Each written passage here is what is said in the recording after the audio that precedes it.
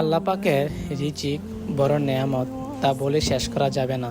আমাদের এই কালার করা মেশিনটা নষ্ট হয়ে গেছে, তাই জন্য আমরা সবাই এটাকে রিপেয়ারিং করতেছি। কি সমস্যা সবাই দেখতেছে।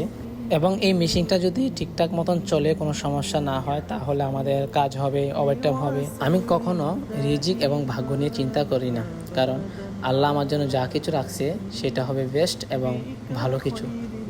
মুহাম্মাদুন সাইয়্যিদুল কাউনাইনি ওয়া থাকালাইন।